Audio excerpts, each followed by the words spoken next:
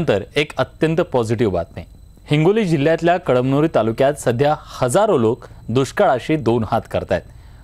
पाणी फाउंडेशनच्या water cup स्पर्धेचा जो चषक आहे तो पटकावण्यासाठी दुष्काळाला हरवण्यासाठी गावकऱ्यांनी स्वतःला श्रमदानात अक्षरशः झोकून दिले। जिल्ह्यातील अधिकारी आणि लोकप्रतिनिधी गावकऱ्यांना प्रोत्साहन देत आहेत।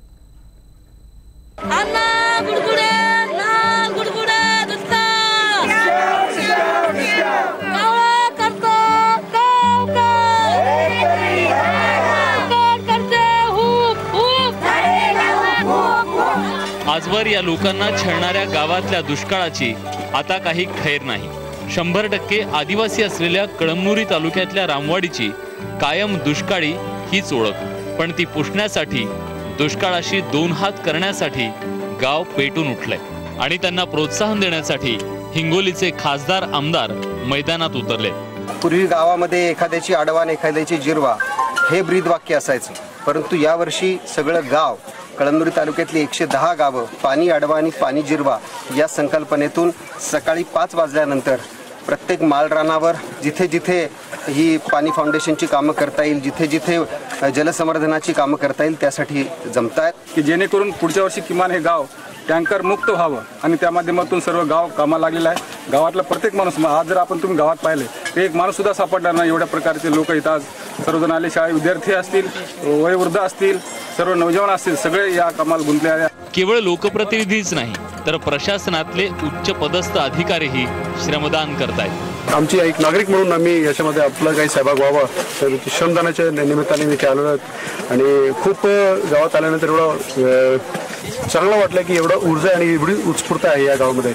कळमनुरी तालुक्यातील 110 गावांपैकी 50 ते 60 गावं पूर्ण क्षमतेने कामाला लागली आहेत। वाल्मीकडून प्रशिक्षण घेऊन आलेल्या डॉक्टर सतीश पाचपुते यांनी ही चळवळ उभी केली आहे।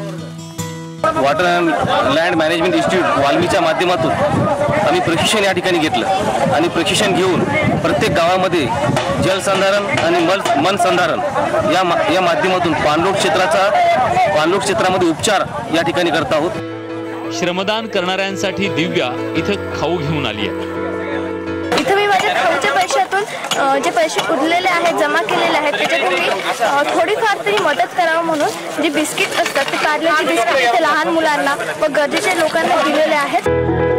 रामवाडीतल्या संदीप पाचपुतेला अतिशय कमी दृष्टी आहे, पण त्याचा दृष्टिकोन त्याला घरात बसू देत नाही। तर मसोडचा विशाल देवकर एका हातानं दुष्काळाशी दोन हात करतोय। सर्व गाव जात आहे म्हणून आपणच काय गावामध्ये राहू म्हणून एक हात असून आज मी पण त्यांच्यासोबत सामील झालेलो आहे काम करायला। पाणी फाउंडेशनच्या पाणीदार चळवळीत गावकरी, लोकप्रतिनिधी, प्रशासन, संस्था, संघटनांच्या एकत्रित सहभागानं ही स्पर्धा नुसती स्पर्धा राहिली नसून ती आता लोक चळवळ बनली आहे। या चळवळीतून दुष्काळ मुक्तीचा इतिहास लिहिला जाईल यात शंका नाही।